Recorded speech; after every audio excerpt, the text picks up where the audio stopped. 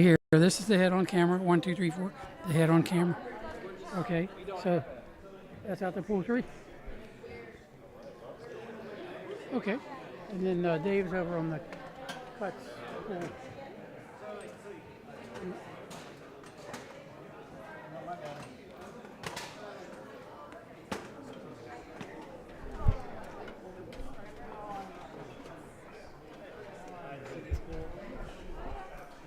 See the travel pole. See the travel pole camera.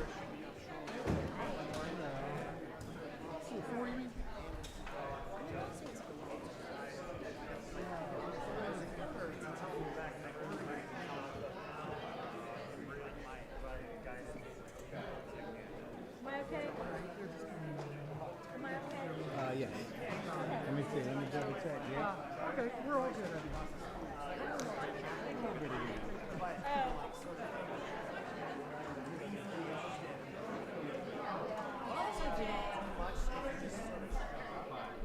Are you able to go up a smidge? I can do that. I don't understand either. Now it's just like a sleep. I'm not going to say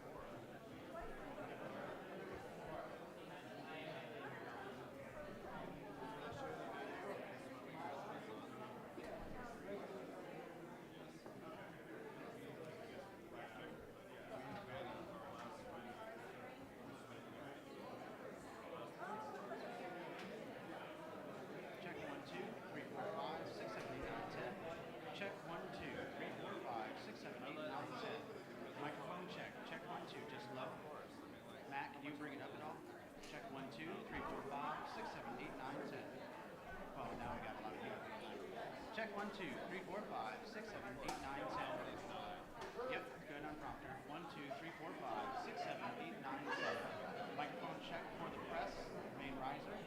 1, 2, 3, 4, 5, 6, 7, 8, 9, 10. Getting audio on main riser. Check 1, 2, 3, 4, 5, 6, 7, 8, 9, 10. Mic check. 1, 2, 3, 4, 5. Check 1, 2, 3, 4, 5. 6, 7, 8, 9, 10. 1, 2, 3, 4, 5, 6, 7, 8, 9, 10.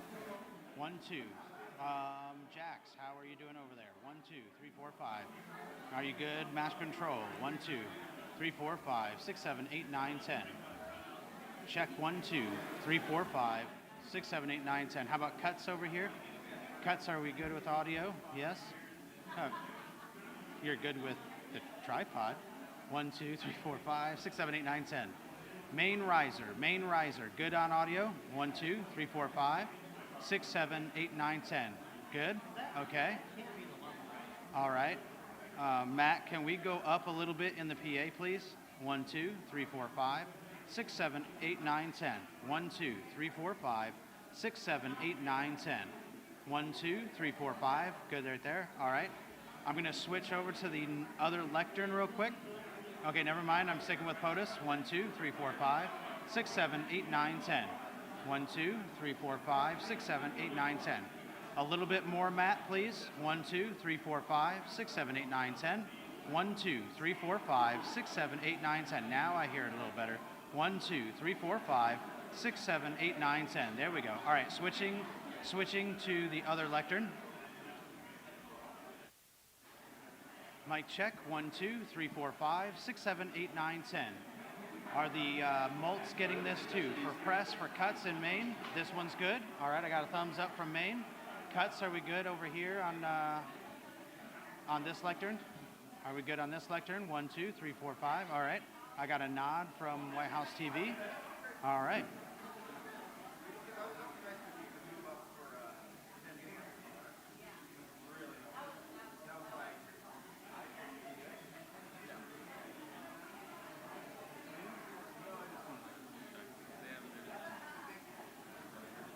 Yeah.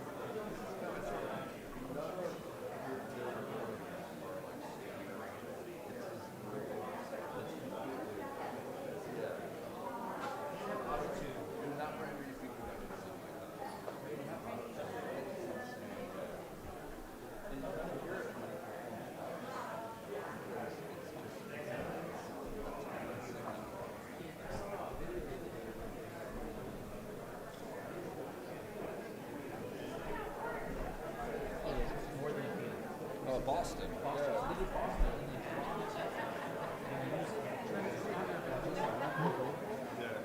No auto-tune. Yeah, No incredible. It was like chilling how amazing it was. Yeah, These guys can really sing. The funny thing is that particular Hold on. Bend that in. my friend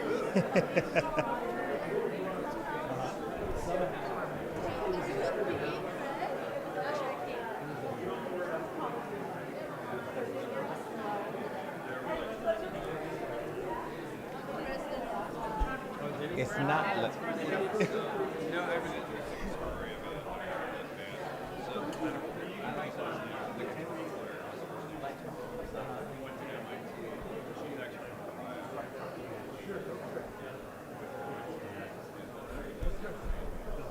People are taking a shot.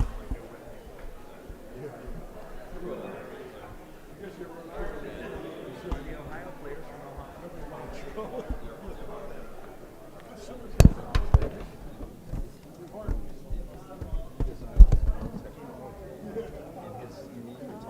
Audio check for the risers. Final audio check for the risers. Please let us know if you have audio. Thank you. All right, Jasmine. Everyone has audio. Okay, mic level, mult. I think everyone was already in here.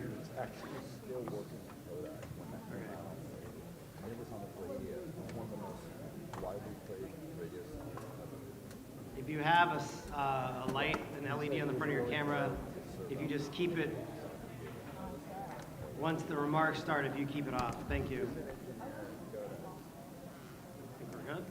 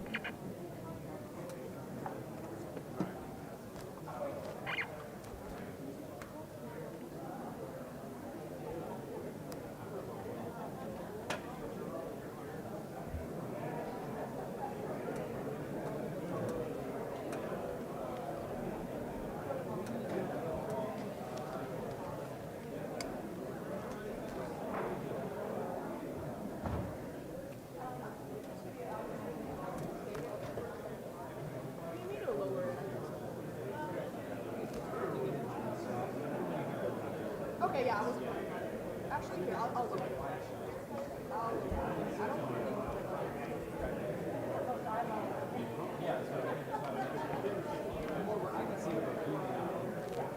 Is that better?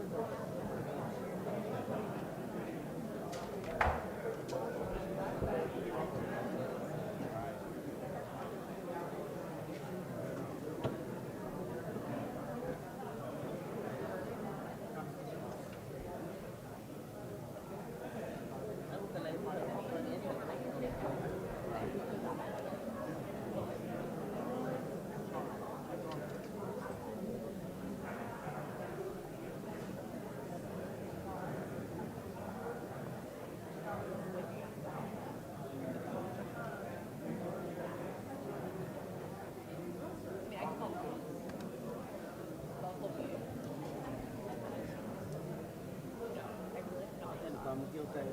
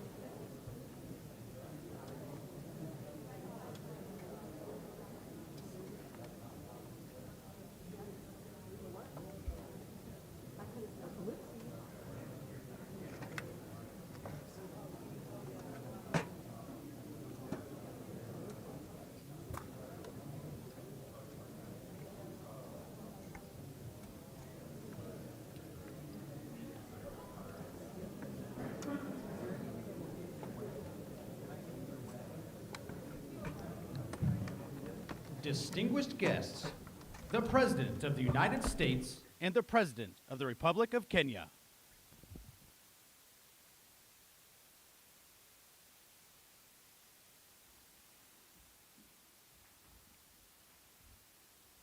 Good afternoon, everyone. Please have a seat.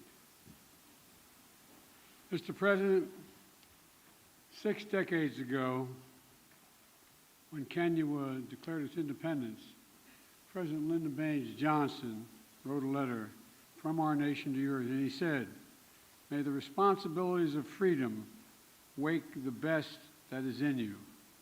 Today, we've marked 60 years of partnership between our democracies, and we're fulfilling that wish together, and we're continuing.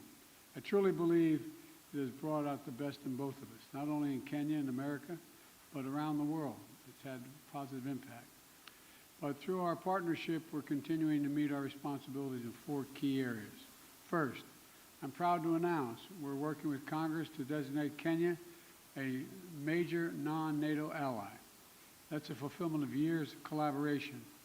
Our joint counterterrorism operations have degraded ISIS and al-Shabaab across East Africa.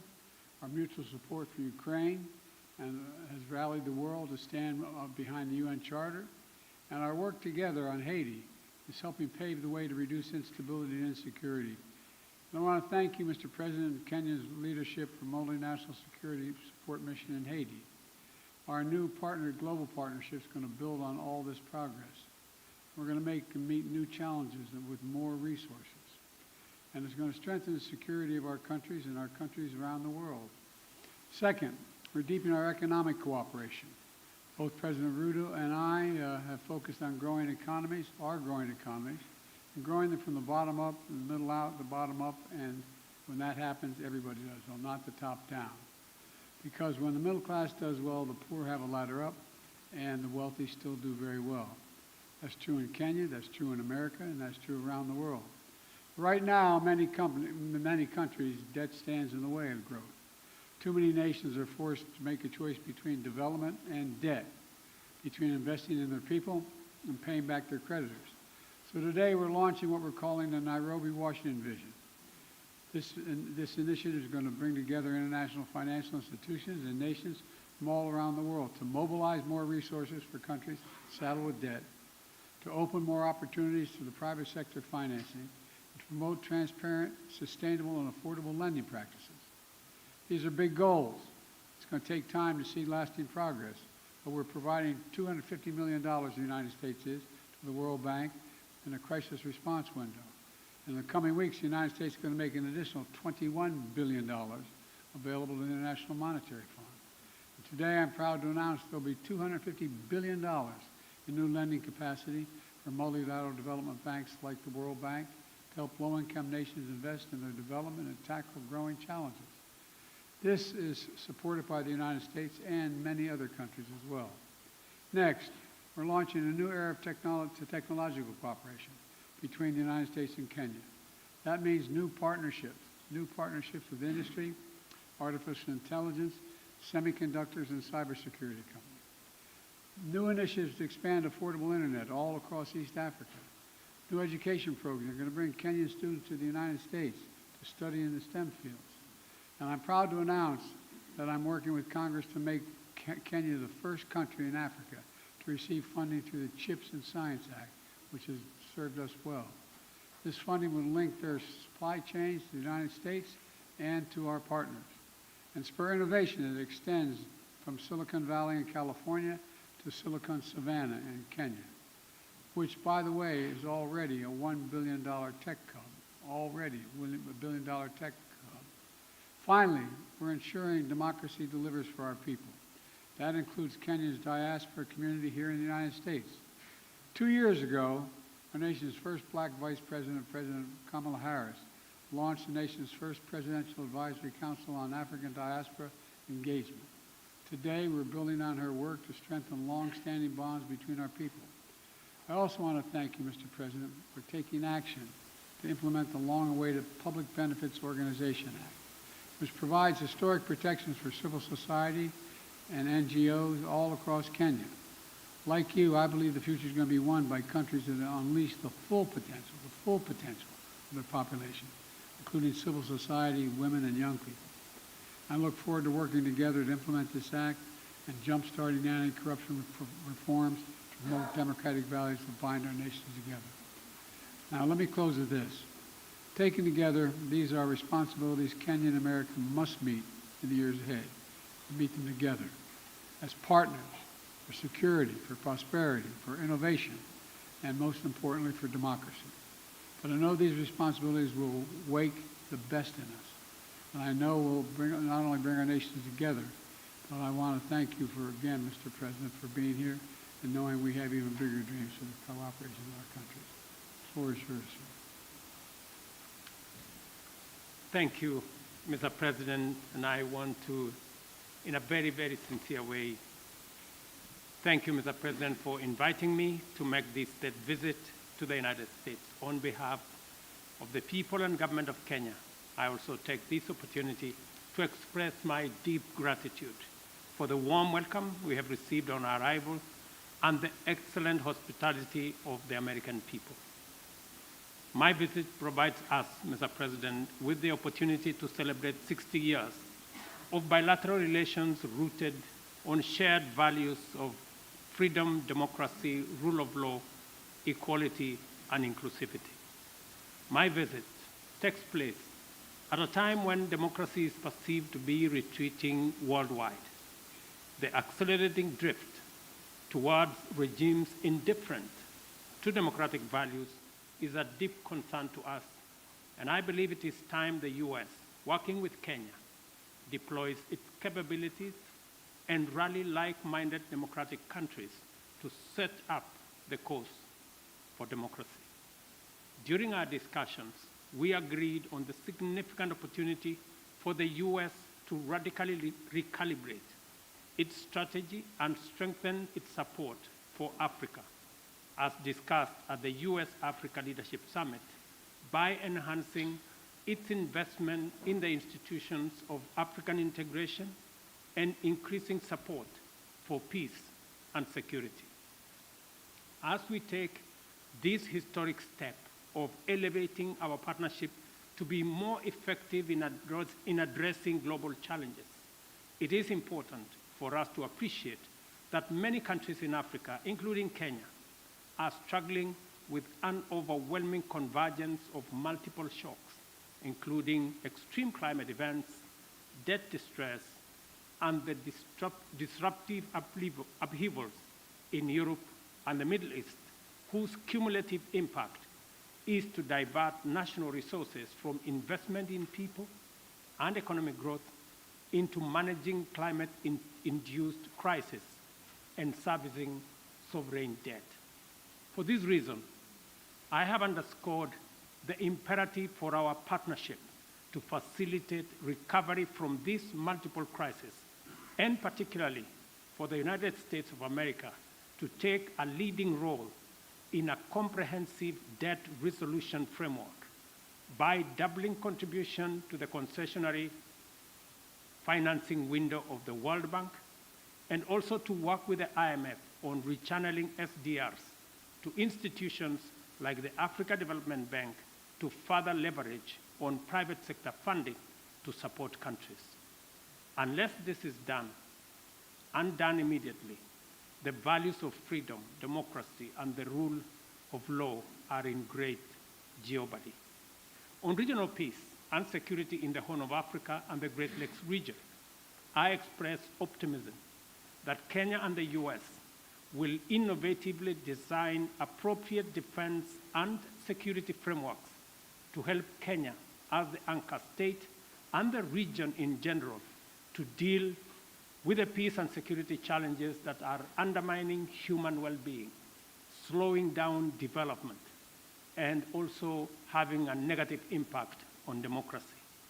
We affirm our mutual commitment to the stabilization of Haiti through the multinational security support mission.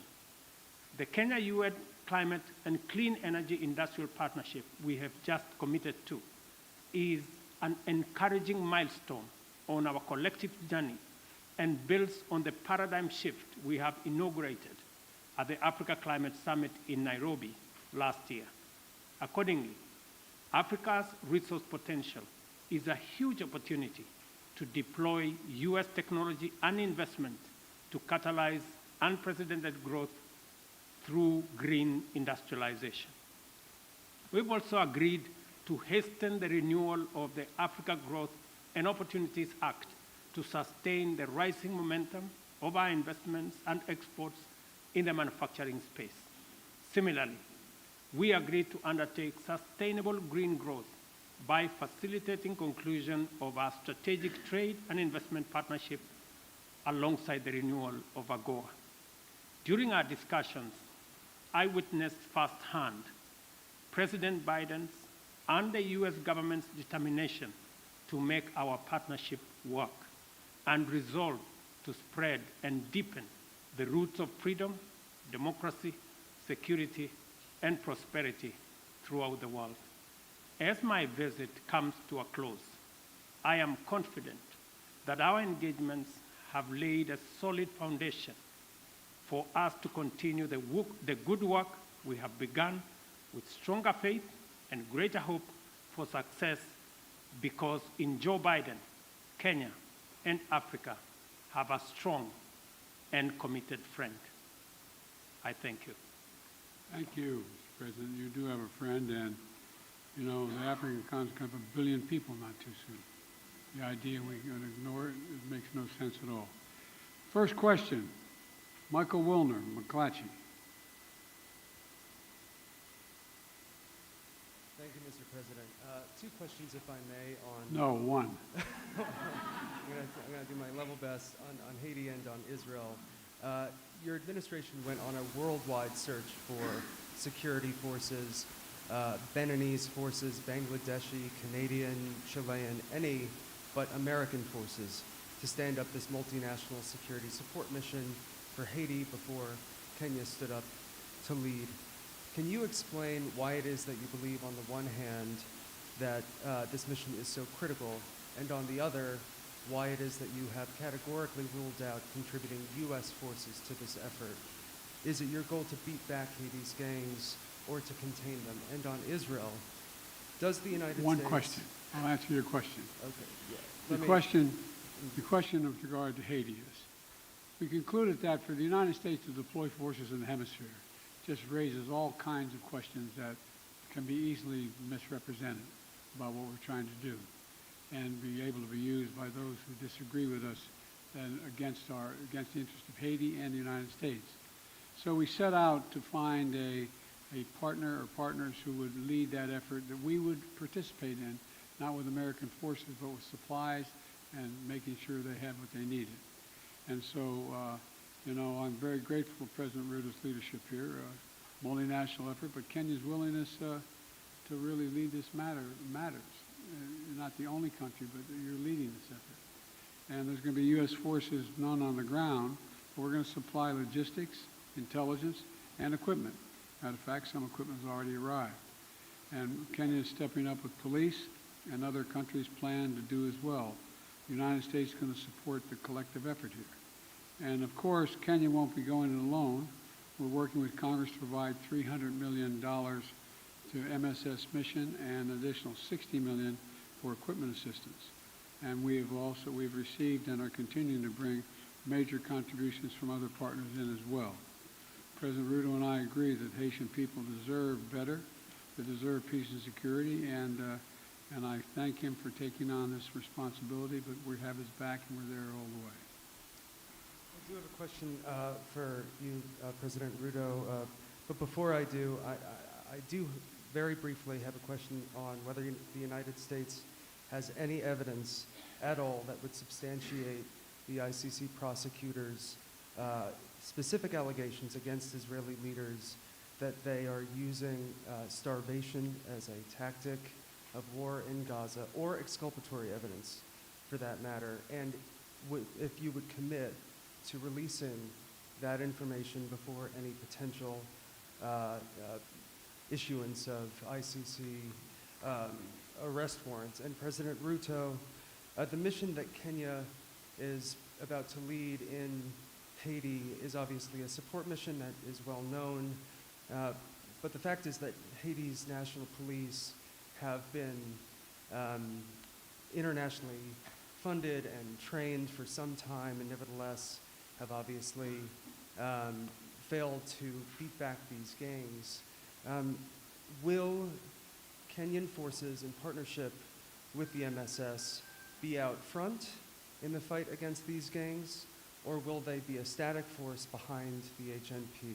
And are you concerned about casualties among the Kenyan forces? Thank you very much. Kenya believes that the responsibility of peace and security anywhere in the world, including in Haiti, is the collective responsibility of all nations and all peoples who believe in freedom, self-determination, democracy, and justice. And it is the reason why Kenya took up this responsibility, because we have been participating in peacemaking, and we have been participating in peacekeeping over the last 40 years in 47 countries, including very difficult neighborhoods like what we're going to face in Haiti. We are going to take up that responsibility alongside the Haiti police, and we have clear modus operandi, how we are going to relate with the situation on the ground that has been agreed under the United Nations framework. So we are looking forward to this deployment because we believe that the women and children in Haiti deserve peace like all other women and children and people around the world. Look, we made my position known on ICC. You guys never keep the deal, but that's okay. We've made our position clear on the ICC. We don't recognize the jurisdiction of ICC the way it's being exercised, and it's that simple. We don't think there's an equivalence between what Israel did and what Hamas did. Okay, next. Do I ask the next question as well? Let me ask Ayub Abdikadir from Kenya for the next question. Is Ayub? Oh, yeah, Ayub. Thank you, Mr. President. Thank you. One question, and this is on Haiti. President Biden, Kenya is rather doing the heavy lifting in a turbulent region, Somalia, South Sudan, the Democratic Republic of the Congo. Washington, as you have mentioned, has committed millions of dollars for the cause in Haiti. Isn't it ironic that while America is ending its forever wars in Afghanistan, the latest in 2021, under your leadership, when you withdrew troops from Kabul, and that you're committing Kenya to another foreign wars 12,000 kilometers away from Nairobi? I mean, why the discrepancy, why the dichotomy? While you're ending your forever wars, overseas wars, yet you're committing Kenya to Haiti. Can you explain that? Very easily. There's a reason why Afghanistan has been known as the graveyard of empires. The likelihood of anybody uniting Afghanistan is highly, highly, highly unlikely, number one. Number two, there are ways to control ISIS other than occupying Afghanistan. It was an unnecessary need. Now, with regard to Haiti, Haiti is in an area of the Caribbean that is very volatile.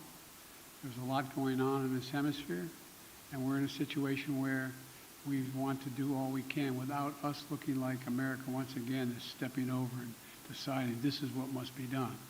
Haitians are looking for help, as well as the folks in the Caribbean are looking for help. And so we checked out with a number of other countries. The one who stepped up was Haiti. We committed to provide the wherewithal, the intelligence and equipment and the like to Haiti. And so it's a logical thing. And you have a first-rate capability, and you keep your word. That's an important dynamic. I agree with President Biden that Kenya's participation in Haiti is not so much about what happened in the past. It's about what we believe in, the peace and security of humanity. And we don't find that the U.S. is committing Kenya because the U.S. cannot commit Kenya. I am the president of Kenya. It's me to make that decision. And it's the people of Kenya to commit their own troops using their own structures. We've gone through the processes in Kenya. Parliament has approved. We have a clear mandate. We have a clear framework. And it is us, the people of Kenya, who made this decision in the interest of serving peace and stability as a responsible global citizen, and understanding that insecurity, instability anywhere is insecurity and instability everywhere. And by the way, you asked about, you implied that we weren't doing anything anywhere else. Well, we're kind of occupied around the world, but we're also engaged in Congo, in the neighborhood. And, you know, we're going to continue to help alleviate human suffering there. The United States is the largest humanitarian donor, providing $375 million in humanitarian funding just this year, including support for more than 6 million displaced people from the DRC. So we are engaged in more than one place. Follow up to my president, Dr. Ruto. You said that Kenya is committed, and in your Carter speech in Atlanta, you said it's based on humanitarianism, helping Haiti out. But can you explain the geopolitical goal, 12,000 kilometers away from Nairobi, when schools in the counties of Baringo, West Pokot, and Turkana have not yet opened because of the banditry problem, yet you are committing our national police force to Haiti, and where is the priority, this being one of your major manifesto pillars, talking about security, and to the extent that even the Defense Cabinet Secretary talked about the deployment of, if need be, the Kenyan military or the special personnel to make sure that schools are open, children go to school in areas that are bandit-prone in Kenya. Why are you committing to Haiti when we have a problem back home? Is it an irony that you are putting the fire in the faraway neighbor's home when on our own home is on fire? Thank you very much. I made a commitment to the people of Kenya to sort out insecurity in the North Rift. I have followed that with action. As we talk, there are 3,000 military officers in the North Rift, 2,000 police officers in the North Rift. We have renovated the first 15 schools and completed.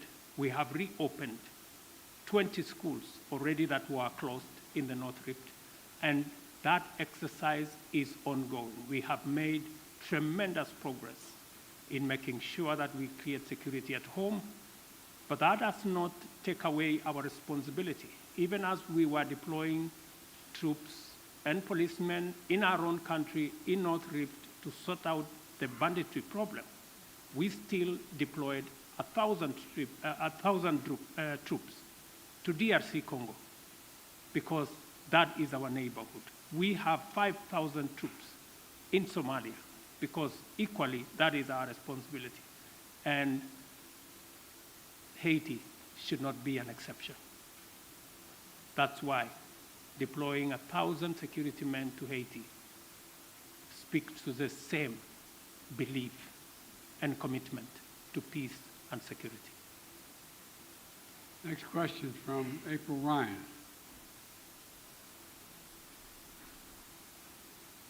Mr. President, President Biden, President Ruto, thank you. First of all, when you talk about Haiti, President Ruto, you said Haiti is a collective responsibility for all nations. And for you, Mr. President, President Biden, President Ruto, do you believe that these nations can break the back of this militia that has gripped the nation there? And also, when it comes to Congo, thank you, Mr. President, for bringing up what the United States is doing for the Congo, especially as that flag was behind you at Morehouse. Mr. President, could you tell me what the African Union is doing, as well as Kenya is doing, when it comes to the humanitarian crisis in the Congo? Thank you. What was my question? Sir, your question was Haiti. Can the United States and Kenya, or the nations collectively, break the backs of this coordinated militia that has the grips of the nation, that nation? Yes.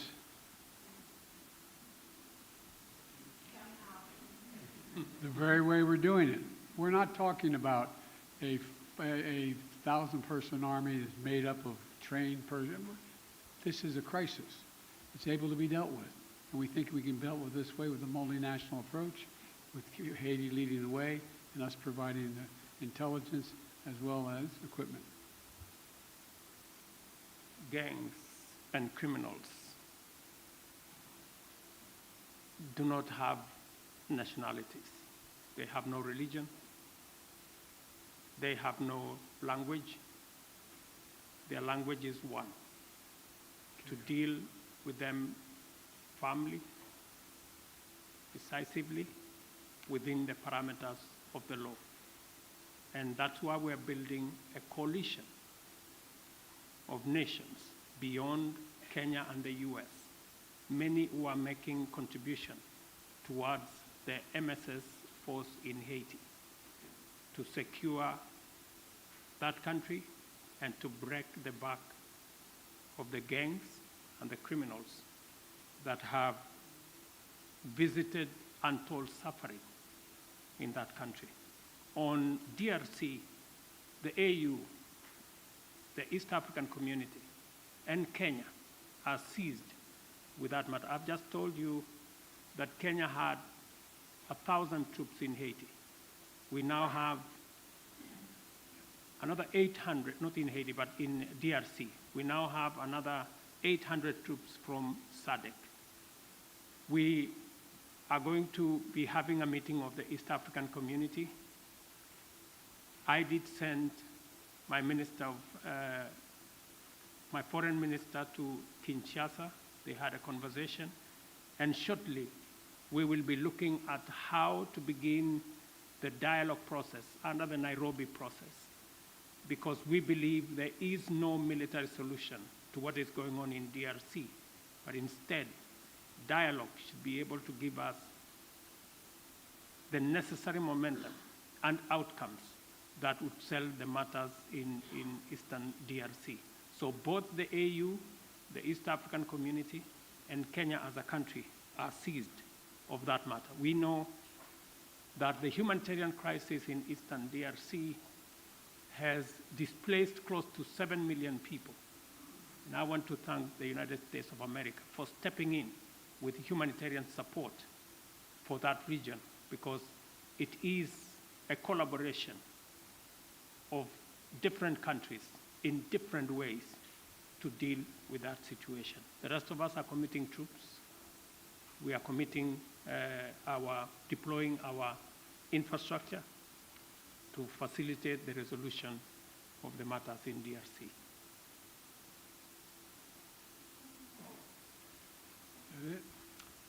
Let me ask Nancy Agutu from Kenya. She's here. Okay, Nancy. President, Africa is asking America to lead the way and double its contribution to the World Bank's International Development Assistance to help developing countries access more financing, to alleviate debt distress, and to tackle climate change. What is your commitment on this? Thank you. I'm sorry, I didn't catch all your question. Sorry, I'm saying Africa is asking America to lead the way and double its contribution to the World Bank's International Development Assistance to help developing countries to access financing to alleviate debt distress and to tackle climate change. What is your commitment on this?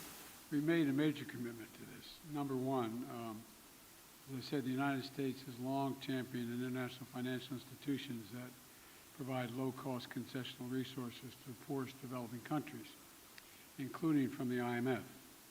To that end, my administration helped design and establish the IMF's new initiative that provides low-cost funding for countries that are taking steps to enhance their resilience. Important partners in Africa have the capital they need to ensure they have the capital they need to invest in their futures. We heard them and we stand with them. Now, that's why we've worked with Congress to enable the United States to make available in the coming weeks up to $21 billion in new lending resources to the IMF trust fund that provides concessional lending to the poorest countries. It's a little like, having to go when you're in debt, having to go and find someone to help you out. That's what this is about. We believe supporting friends and in this partnership is happy we're happy to do our part. And look, we've also doubled our commitment to the IDA, and I'm proud the United States is the biggest donor to the IDA in this cycle, and proud to be working alongside with Kenya to support robust financing and policy packages that are going to help the most vulnerable countries address their investment needs. There's debt and there's growth, and you got to deal with the debt before you deal with the growth. And so we're trying to use international lending organizations to be able to provide that capability so people can grow. That's what it's about. Whoa!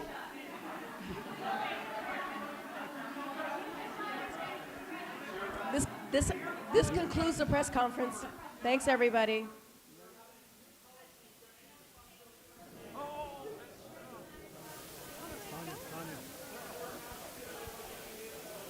Thanks, you, everybody. This concludes the press conference. Thank you. Thanks, everybody.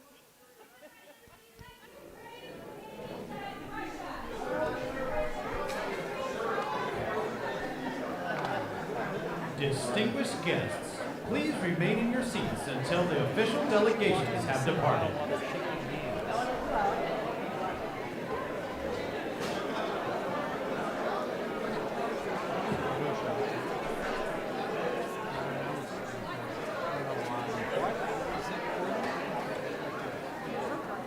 Hey guys, I'm still shooting.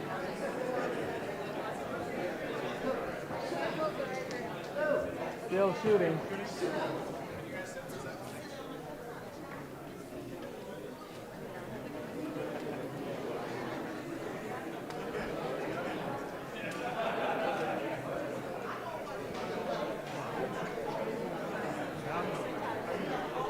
Yeah.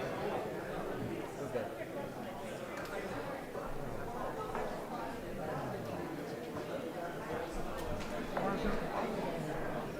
Bye.